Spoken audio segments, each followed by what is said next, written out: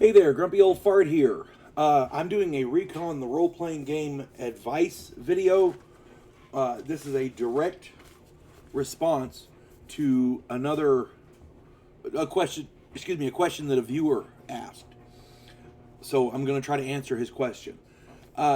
Before I get into this though, if you enjoy my content, it would really help me out if you could hit the like button, subscribe to my channel, share my content on all of your social media platforms, and post a comment or two.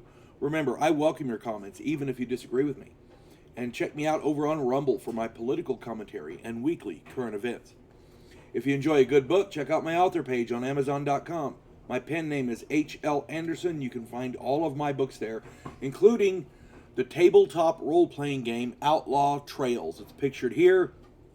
It's a basic, simple role-playing game based in the Old West. The idea is you can go out on cattle drives, you can chase down outlaws, or you can become an outlaw, whatever you want to do. I designed it to be so simple, beginning game masters can pick it up, beginning players can pick it up, and in a couple of hours be able to run a game with very little trouble. It's designed to be simple, very basic, very realistic, and I wanted it to be hours of fun for the whole family. So there you go. Hope you get it. Hope you like it. All right. I had a question from a viewer. This is on artillery, by the way. I had a question from a viewer. His name is John. I'm not going to say his last name because I don't know if he wants it or not. I didn't get permission, so his name is John. I'm going to try and answer that for him. I hope this I hope this serves as a sufficient answer. And I appreciate your viewership and I appreciate your question. John's question, as I understand it, was dealing with the alternative methods for determining artillery strikes. Now, I completely agree that the methodology in the book using squares is not only difficult to use, but makes it difficult to judge the outcomes. It's overly complex. The game master should always know where the players are in relation to the bad guys. Always. Okay, you should know how far away they are. You should know where all the bad guys are. The players shouldn't call in artillery until they're sure, or any kind of a fire support, until they are sure they know where the bad guys are. And they also need to make sure they're not in the area of effect of the strike. That's very, very important. The game master, the mission director, needs to know where the players are, all of them, every single one of them. They need to know where the bad guys are. Okay? That's the first thing. I devised what I believe to be a better system than the squares. The first thing we need to do is determine the type of fire, which type of fire support is in question. The first is airstrikes. For those, we have at least 2, possibly 3. I'm going to use the third one later because it came in later in the war. But the first one is F4 Phantoms with napalm and other explosive ordnance. F4 Phantoms are wonderful close air support. They can strafe an area and leave a swath of devastation behind them using napalm and other ordnance. They are absolutely wonderful. The problem is they're going by real fast. All they know is we're going to hit this area through this area, and I hope the good guys aren't in there. Okay? So they're pretty good at hitting that area. So it's up to the forward controller to make sure that they're giving the proper coordinates for the strike. The forward air controller or the forward controller, the fire controller, is the guy who calls in. He's usually the RTO. He calls in the airstrikes and fire support and things like that. He also calls in for medevac and like that for when people get hurt. The RTO is, oh my God, important in this game. Don't let people sell it short. And if you're using an NPC, oh, you're messing up. You're messing up bad. If the team has an NPC RTO because nobody wanted to run the RTO, leave them to their fate because they deserve it. Okay? The second form of airstrike is a B-52. Okay? They fly at very high altitude. They drop extremely heavy ordnance. These guys don't take out. They're not close air support. They're designed to take out miles of jungle. Okay? B-52s are not close air support options. I'm going to stress that again. When they drop their load, miles of jungle and whatever is hiding in it just ceases to be. If the player characters are in that area, I give them a 98% chance to be hit. Probably to be toast. Unless they are in a fortified position at least 30 feet below ground, they're pretty much done for. F-4 Phantoms strafe areas with missiles, napalm, and bombs, rockets, that kind of thing. If they are called in for close air support, the team had better find cover. They got to make sure they're not in that area. The Phantom can strafe an area 100 meters wide by 600 meters long, and there's a 98% probability that they are on target. The pilots for the F-4 Phantoms are very well trained. They practice constantly. They hit what they're aiming at usually. 98% accuracy is pretty damn good. In the off chance, that other 2% that they miss, the strafing run can be off by 3D 100 meters on either side. Either there's an equipment malfunction or they misread the coordinates or something. If that encompasses the area where the team is, they stand a good chance, 60% chance, to be hit. If they are hit, they take damage appropriate to the ordnance delivered. Napalm, cluster bombs, rockets, missiles, whatever. Okay? Now, that's up to the mission director. I started to say dungeon master. It's up to the mission director to determine the amount of damage that they take. Here's the thing with that. I stress this. You, as the mission director, has to know where the players are in relation to the bad guys. If the F-4 Phantom pilot misses his target, he can easily hit the players, and that's not good. Okay?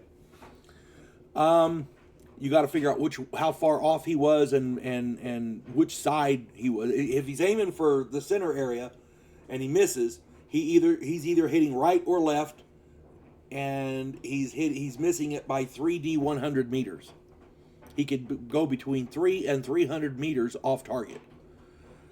That's a pretty encompassing area. So just make sure your players understand that. Gunships, that's another form of close air support. They are helicopters armed with rockets, chain guns, napalm, machine guns, and other direct fire ordnance. These are the most accurate and therefore the most desirable form of fire support. Unfortunately, they also have the longest response time because they have to fly from their base. Unless they happen to be in the area, they have to fly from their base, and that could take 15-20 minutes. The people in the chopper can see exactly what they're aiming at, and they can choose from a startling variety of ordnance. They have a 99% chance to hit what they aim at, and the only way they would accidentally hit the player characters is because they do not know where the team is. If they do miss, and they know where the team is, there's no way the team will be injured because they're trained they aim small, miss small, err on the side of caution, that kind of thing. They don't aim where the players would be.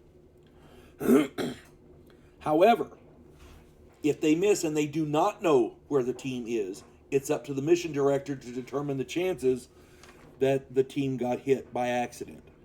Damage would be a percentage of the normal damage from the ordnance used. It depends on how badly they got hit. In other words, if the team is sort of over in that area, I usually go maybe a third of the damage, something like that. If the team is, oh my God, directly where the guy's aiming, then yeah, they're taking full damage. But it's a judgment call on the mission director's part. Okay? Artillery. This is the big one. Abrasive guns delivering a full barrage can turn several square acres of jungle into smoldering wasteland in a matter of seconds. Calling in an artillery barrage is a serious thing. It's important to get the target coordinates precise and to have a forward observer to do that. Here's the rub. Not all artillery is the same. American artillery has a 1% chance of being infiltrated and a 2% chance of error. That gives them an accuracy of 97% roughly. Infiltrated artillery means the VC have managed to somehow switch the firing coordinates. There are a number of possibilities for targets. This is the way I do it. There's a 1 to 90% chance that a friendly base or installation in the general direction of the team from the battery is the target. There's a 91 to 100% chance that the team is the target. So you roll a percentage. If it's 90 or less, they're aiming at an allied military base in the general direction of the team from the fire base. If you roll a 91 to 100, the team is the target. They're giving the team's coordinates to the artillery battery. Yeah, it's crazy. And believe it or not, infiltration happened more often than people would like to admit. Then we have ARVN artillery. Well, let me do the foreign artillery first. Canadian, United Kingdom, French, other allied artillery has a 90% chance of accuracy and a 2% chance of infiltration, as with American artillery. ARVN artillery is that's the Republic of Vietnam. They're supposed to be on the American side, but they get infiltrated a lot. And many of them started out as VC sympathizers. The ARVN artillery has a 75% chance of accuracy, but a 5% chance of infiltration, as with American artillery. If an enemy agent can get into an artillery base and give the wrong coordinates, they can take out an entire American base. They can take out the team. They can take out. They can shell. They can send artillery shells into a city inhabited by friendly troops. You see what I'm saying? They can do a lot of damage just with putting in wrong numbers. Accurate artillery fire should be directed by a forward controller. If not, the accuracy is reduced by 20%. If the player character acting as the forward controller rolls their skill, then the artillery fire has been directed properly. If they fail, they do not know they have failed. This is a roll that the mission director should roll. Okay. The artillery barrage has been misdirected from the target by 1d 1,000 meters in a random direction. I roll a d10 for the direction. The 1 through 8 is north, northeast, east, southeast, south, southwest, west, and northwest. 9 is opposite of the fire control, the fire controller, wherever that is. So if he's looking at the enemy, it's way beyond that.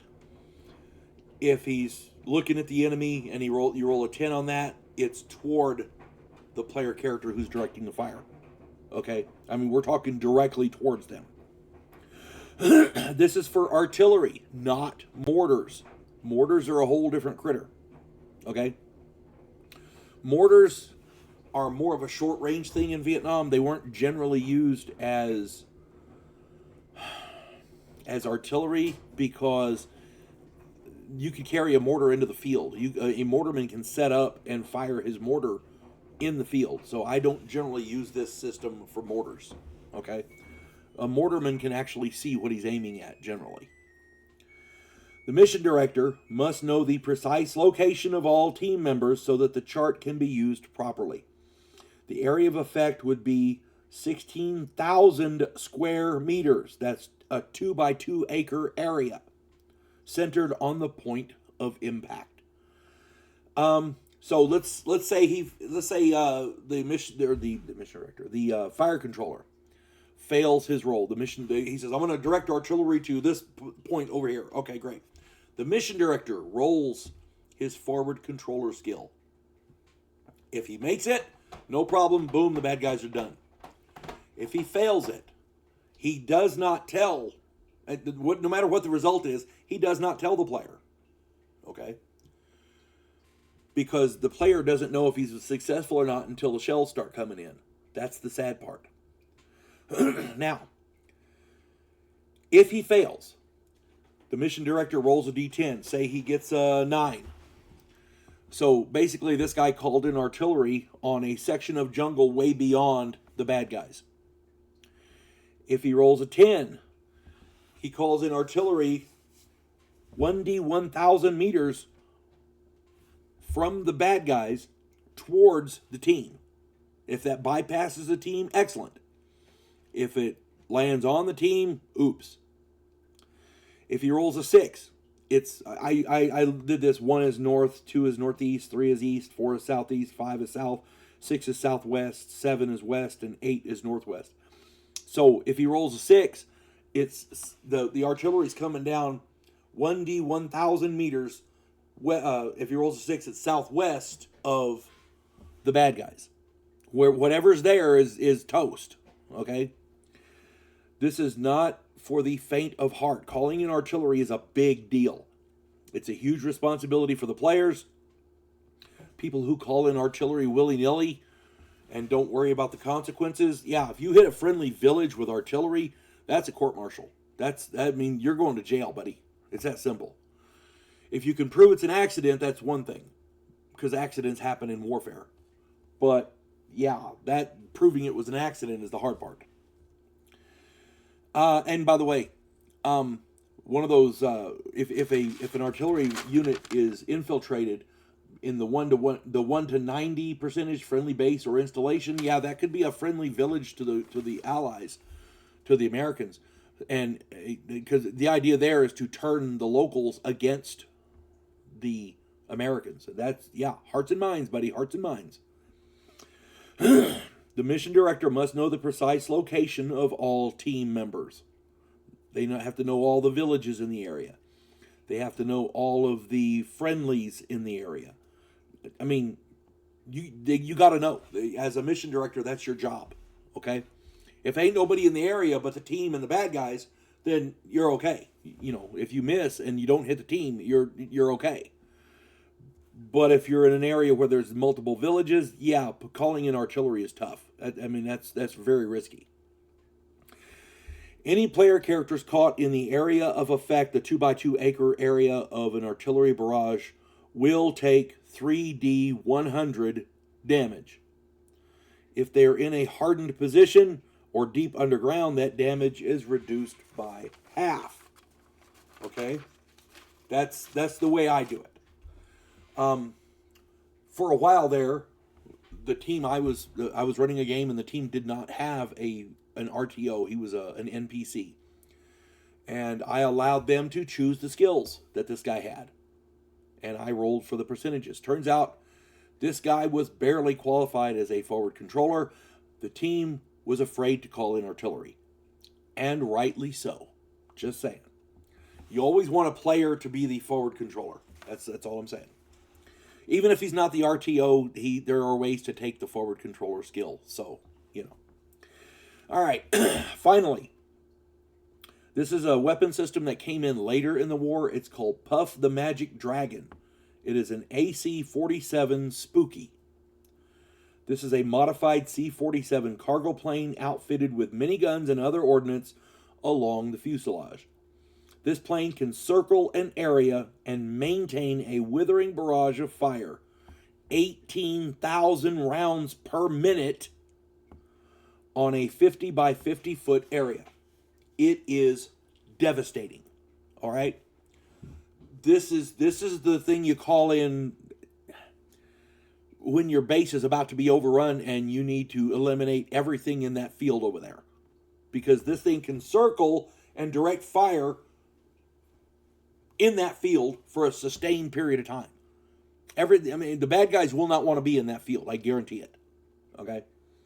It can put as I understand it can put a bullet, a high velocity bullet, in every square inch of an area in a 50 by 50 foot area. It is devastating. This is an American weapon system, and so it has a 98% chance for accuracy in daylight. and a 90% chance of accuracy at night. This gunship is generally tasked with protecting a fixed position, at which it excelled. No bases protected by spookies were ever overrun. Okay?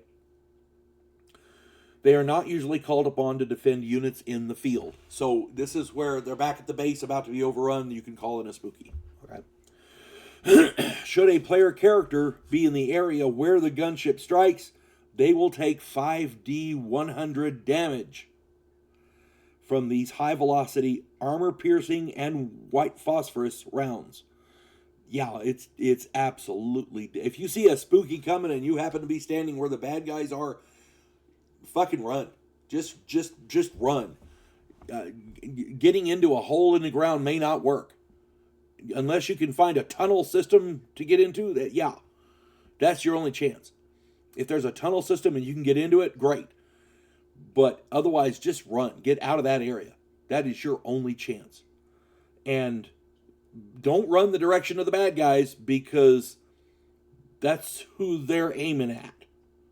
Okay? Keep that in mind. I hope this answers your question, sir. And if not, please put any further questions in the comments of this video. This video went a little long, but I wanted to be as accurate and as comprehensive as possible. If I did not answer any of your questions, if you have a question that I didn't answer, put it in the comments and I'll try to get it in there. Okay? I hope this finds everybody well. You folks have a good one. God bless one and all.